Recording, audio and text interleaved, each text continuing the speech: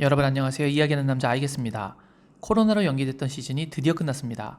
그 얘기는 이제 여름 이적 시장이 열린다는 것을 의미하죠. 영국 축구 방송사 스카이 스포츠는 이번 여름 이적 시장에서 프리미어 리그를 뜨겁게 달굴 가장 주목받고 있는 20인을 뽑아서 간략하게 그 내용들을 다뤘는데요. 20명은 너무 많다 보니 이들 중 제가 10명의 선수를 선별해서 이적 시장을 달굴 탑 10을 뽑아봤습니다. 그리고 그 후에는 손흥민, 김민재, 이강인 선수에 대한 이적 이야기도 간략하게 정리해보도록 하겠습니다. 그럼 시작하겠습니다. 우선 10위입니다.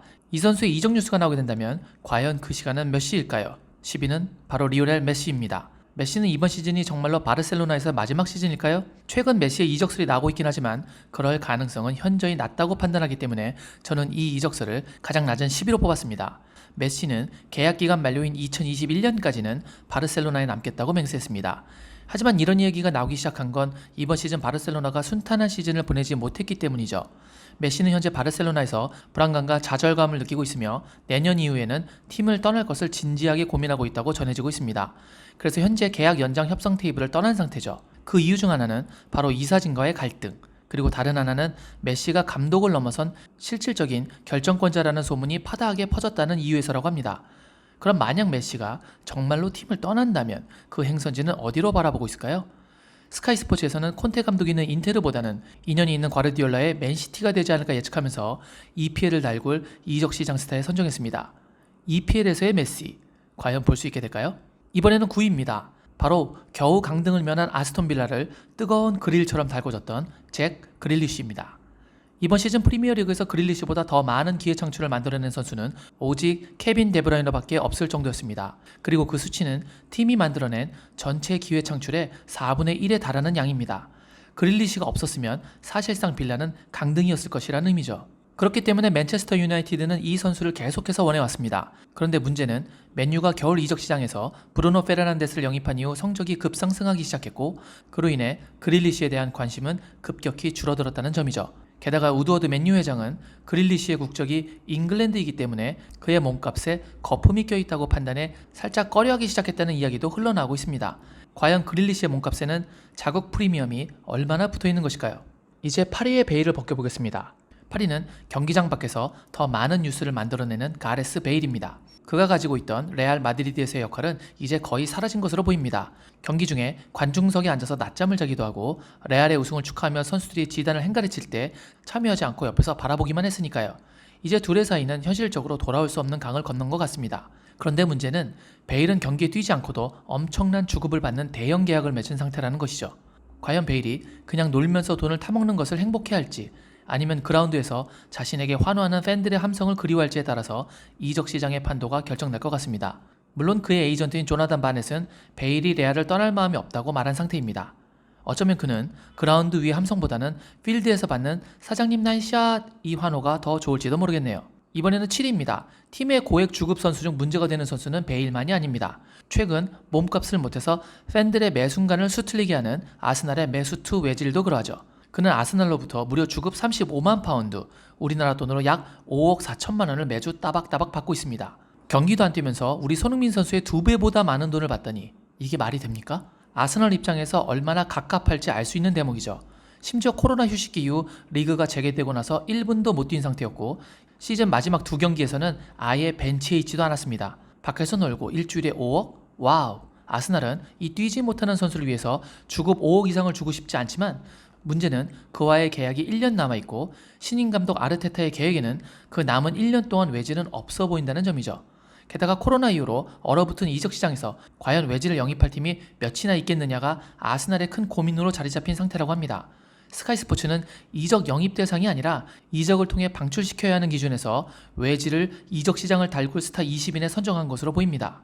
자, 이제는 6위입니다. 이번 선수는 윌프리드 자하입니다. 자하는 사실 지난 시즌에도 팀을 떠나자라고 말했습니다. 하지만 그의 바람은 성사되지 못했었죠. 그래서 결국 자하는 이번 시즌에도 크리스탈 팰리스를 위해서 열심히 뛰어줬는데 이번에도 역시 자하는 팀을 떠나고 싶어 한다고 전해지고 있습니다. 팰리스는 자신의 야망을 채워줄 수 없는 팀이라고 하면서 말이죠. 팬들도 있는데 멘트 상당히 세네요. 그런데 문제는 팰리스가 책정한 자하의 이적료가 8천만 파운드, 우리나라 돈으로 약 1237억 원이라는 건데 코로나 상황 이후 과연 어떤 팀이 자하를 이 가격에 데려가겠냐는 것입니다. 게다가 리그 재개 이후 자하의 폼이 썩 좋지 못했고 아직 호지슨 감독은 자하를 데리고 있길 원한다는 점이 변수가 될 것으로 보고 있습니다. 자하는 과연 이번에도 수정궁에 갇히고 마는 것일까요? 이제 5위까지 왔습니다. 최근 관심도만큼은 제1등인 제이든 산초입니다. 2017년 도르트문트에 입단하기 위해 맨시티를 버렸던 20세의 산초는 분데스리가에서 그야말로 눈부신 활약을 했습니다. 그리고 이제는 산초를 보냈던 맨시티의 지역 라이벌인 맨유가 이 선수를 노리고 있죠. 올 시즌 산초는 리그 경기에서만 17골과 16개의 어시스트를 기록했으니 그의 활약이 눈부셨다는 표현은 절대로 과하지 않아 보입니다. 분데스리가를 떠나서 유럽 축구 전체를 놓고 봐도 산초보다 더 많은 골을 넣은 선수는 5명밖에 없다고 합니다. 그리고 그 5명 중 3명이 메시, 호날두, 레반도프스키라니 산초가 얼마나 대단한 시즌을 보냈는지 확연히 드러나고 있죠. 문제는 도르트문트가 산초의 이적료로 1억 파운드를 요구하고 있지만 맨유는 코로나 사태 이후 그 절반인 5천만 파운드를 부르고 있다고 합니다. 1,500억 이상을 원하는 돌문과 그 반값을 후려치려는 맨유. 과연 산초를 둘러싼 딜 사이에 암초는 없는 것일까요? 이제 어느덧 4위까지 왔습니다. 4위는 이름은 아다마지만 근육이 넘치는 아다마 트라우레입니다. 스카이 스포츠에서는 그를 이렇게 표현하더군요. 모두가 원하는 플랜 B의 선수라고 말이죠. 그는 시즌 4골로 많은 골을 넣지는 못했지만 기복 없는 꾸준한 플레이와 어시스트를 9개나 기록하며 드리블 차트에서 1위를 차지했다고 합니다. 그래서 모든 팀에서 그를 원한다고 하고 이 선수를 가장 원하는 감독은 리버풀의 클롭이라고 알려져 있다고 하네요. 어떤 역할도 해낼 수 있기 때문에 감독과 코칭 스태프들이 그의 역할을 따로 준비할 필요가 없을 정도라고 합니다. 그냥 어떤 특정 상황의 선수가 필요하면 트라우레가 그 역할을 해준다는 것이죠. 이 선수 다 좋은데 문제가 하나 있습니다. 바로 높은 가격이죠. 24세 어린 나이에 2023년까지 울브스와 계약된 트라우레의 이적료는 1억 3,500만 파운드라고 합니다. 원화로 2,087억 원 정도인데 산초보다 비싸네요. 과연 이 선수의 계약이 이루어질까요? 이적료를 근육만큼이나 너무 키웠네요. 이제 이적 시장을 뜨겁게 달굴 선수 3위입니다. 3위는 바로 이적 소문이 폴 나고 있는 폴 포그바입니다. 포그바의 리그 재개 이후 복귀로 인해서 맨체스터 유나이티드는 다음 시즌 챔피언스리그 진출에 성공할 수 있었습니다. 만약 포그바가 토트넘과의 리그 재개 첫 경기에서 다이어를 상대로 페널티킥을 따내지 못했다면 그 이후 이번 시즌의 순위표는 어쩌면 상당히 달라져 있을 수도 있죠. 하지만 그가 이런 활약을 했다고 해서 다시 맨유와 재계약을 쉽게 하지 않을 것이라는 게 스카이 스포츠의 예상입니다. 이미 그의 에이전트인 미나 라이올라는 레알 마드리드나 유벤투스와 최선의 거래 조건을 모색하고 있는 상황이기 때문이라고 하네요. 브루노 페르난데스를 중심으로 중원이 재편되고 있는 맨유. 과연 포그바는 그와 공생의 길을 선택할까요? 아니면 다른 팀으로 떠나게 될까요?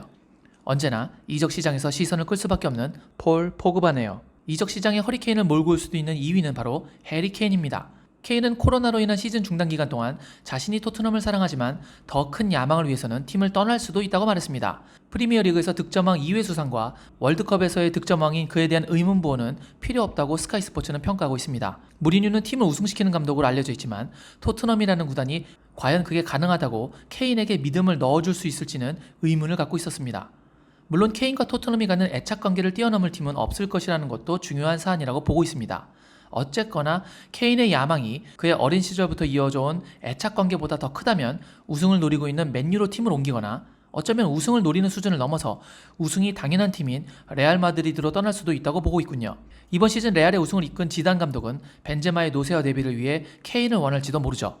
14-15 시즌 이후 처음으로 톱4 밖으로 밀려난 토트넘. 다음 시즌 챔피언스리그에 진출하지 못한다는 것이 케인의 마음에 더 강한 부채질을 할지도 모르겠습니다.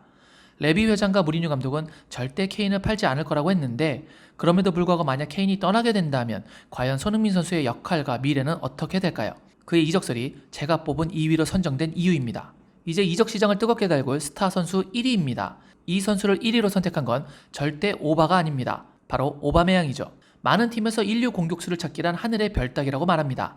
하지만 아스널은 이미 한 명을 보유하고 있군요. 오바메양은 프리미어리그에서 2시즌 동안 각각 20골 이상씩을 넣어줬습니다. 특히 그 기간 동안 아스날의 경기력과 성적이 엉망이었다는 것을 감안하면 정말 놀라운 실력을 보여줬다고 생각됩니다. 잘 못하는 팀에서 좋은 성적을 낸다는 게 얼마나 힘들고 값진 일인지 우리도 이번 시즌의 손흥민 선수를 통해서 많이 느껴봤으니 말이죠. 그럼 대체 왜 이런 선수의 재계약이 이토록 늦어진 걸까요? 이제 그의 계약 기간은 한 시즌밖에 남지 않았습니다. 현재 아르테타 감독이 이사진에게 오바메양과의 재계약을 추진해달라고 간청했다고 알려지고 있는데 구단에서는 현재 고민 중이라고 하네요. 그 이유 중 하나는 바로 그의 31세라는 나이라고 합니다. 30대를 넘긴 그에게 단연간의 고액 주급을 계약하기에는 껄끄럽다는 것이 바로 보드진의 입장이라고 하네요. 그보다 한 살 더 많은 외질에게 대여서 그런 걸지도 모르죠. 어쩌면 경영진 입장에서는 코로나 사태로 발생한 적자를 만회하기 위해서 오바메양을 이적시키는 것에 더 관심을 가질지도 모릅니다. 하지만 스카이스포츠는 아르테타에게 오바메양을 계속 뛸 수 있게 해줌으로써 예전에 그들이 머물렀던 순위에 다시 돌려놓는 것이 더 좋은 경제적 효과를 가져올 것이라고 보고 있군요. 그렇게 벵거 감독을 욕하던 팬들이 이제는 그 시절이 그리울 것 같으니 말입니다. 이번에는 이 기사에서 다루지는 않았지만 우리의 관심사인 손흥민 선수, 김민재 선수, 그리고 이강인 선수에 대한 이적 이야기를 짤막하게 해보겠습니다. 우선 손흥민 선수부터입니다. 이적이라는 것은 3자 합의에 의해서 발생하는데 그것은 팔려는 구단, 사려는 구단, 그리고 선수의 의지입니다. 그런데 매도자 입장인 토트넘은 현재 손흥민 선수를 전혀 팔려는 기색이 없고 당사자인 손흥민 선수도 현재까지 전혀 이적의 의사가 없는 것으로 보입니다. 그리고 현재까지 공신력 있는 매체에서 손흥민 선수를 영입하겠다고 나온 매수자가 나온 것도 아니죠. 손흥민 선수를 아끼는 분들이 그의 이적을 원하시지만 현재까지 나온 상황만으로는 이번 시즌에 그럴 가능성은 매우 낮아 보이네요. 이번에는 김민재 선수 이적 소식입니다. 현재까지 토트넘을 가네마네하고 있는 상황인데요. 토트넘과 베이징 양측이 밀당을 하고 있는 것으로 보입니다. 29일 날짜로 영국 언론사인 이브닝 스탠다드는 토트넘이 김민재에게 관심을 보이고 있다고 다시 이적설을 보도한 상태입니다. 문제는 베이징이 원하는 이적료를 토트넘이 어느 정도 맞춰주기는 했는데 지급 방식에 이견이 있다는 것이었습니다. 이적료가 1,300만 파운드 정도인데 베이징은 이걸 일시 완납으로 받길 원하고 토트넘은 1,000만 파운드는 선지급, 나머지 300만 파운드는 옵션 사항으로 걸었다는 것이죠. 현재 분위기로는 김민재 선수가 베이징과 재계약을 통해 계약 기간을 연장할 것으로 보이지는 않고 베이징으로서는 내년에 FA로 풀릴 바엔 이번 시즌에 두둑한 이적료라도 받는 것이 이득일 테니 이적 성사 가능성은 여전히 어느 정도 유효하다고 생각되네요. 다만 토트넘이 사우스햄튼으로부터 호이비에레를 영입하면서 자금이 부족해질지도 모른다는 우려가 남아있는 상황이기도 합니다. 마지막으로 이강인 선수입니다. 발렌시아는 또다시 감독이 바뀌었습니다. 하비 그라시아 감독도 전임 감독들처럼 4-4-2를 주로 사용하는 감독으로 알려져 있습니다. 그래서 일각에서는 팀을 떠나는 것이 맞다고도 하고 있고 그라시아 감독이 상황에 맞게 전형을 바꿔 쓰는 감독이기 때문에 남는 것이 좋을 것이라는 말도 있는 상황입니다.